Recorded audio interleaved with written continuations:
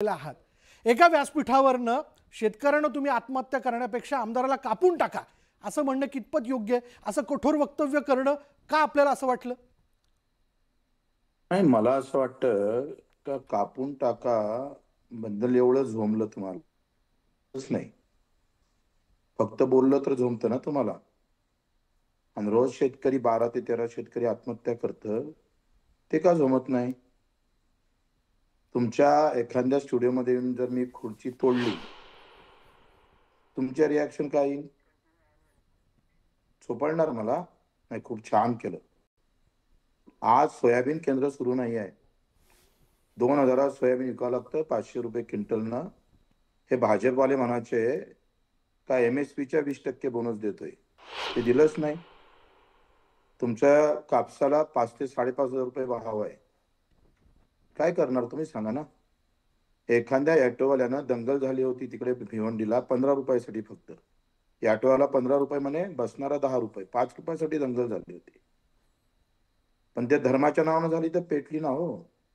तो सचिन जाधव आमचे परभणीचे, त्यानं आत्महत्या केली, त्यांच्या पत्नीनं आत्महत्या केली आणि पोटात 7 महिन्याचं बाळ होतं ते पण मरून पावलंय. काय करायला पाहिजे सांगा ना?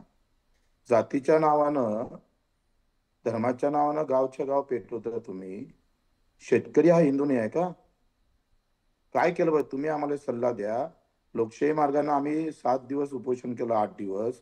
हे म्हणे समिती गठीत करू.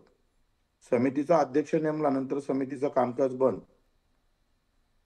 म्हणजे ह्या सगळ्या बनवाबनवीमध्ये आमच्या तोंडातून मला मान्य आहे का हे कापा, ह्याच्याऐवजी मी ठोका म्हणाले पाहिजे, ते कापा आलं, मान्य आहे. बर बर पण तरी सुद्धा मला सांगा, कापाची बोलण्यात हम बोले तो आग लग गई और हम मर गए तो कुछ नहीं हो रहा है. आता कसा शेंदूर लागला ढुंगणाले तुमच्या. बर मला मी मला काय आणि अनिल बोंडेंनाही बच्चू भाऊ याबद्दल विचारायचं आहे. डॉक्टर अनिल बोंडे, आपणही राज्याचे कृषी मंत्री राहिलेला आहात. ठीक आहे, संतापाच्या जेव्हा काहीच होत नाहीये, न्यायच मिळत नाहीये, तर संताप होणे साहजिक आहे आणि त्या संतापाच्या भावनेतनं बच्चू कडूंनी हे वक्तव्य केलं. पण तसा त्यांचा म्हणण्याचा अर्थ नव्हता असं देखील एकूण त्यांच्या बोलण्यातनं प्रतीत होतंय. काय म्हणणं आहे आपलं?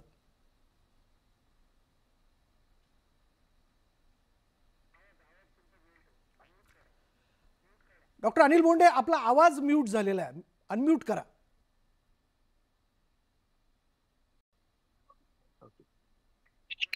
बोला. बच्चू भाऊ एवढे दिवसापासून राजकारणात आहे, एवढे दिवसापासून समाजकारणात आहे, मंत्री राहिलेले आहे आणि अनेक वेळा आमदार राहिलेले आहे.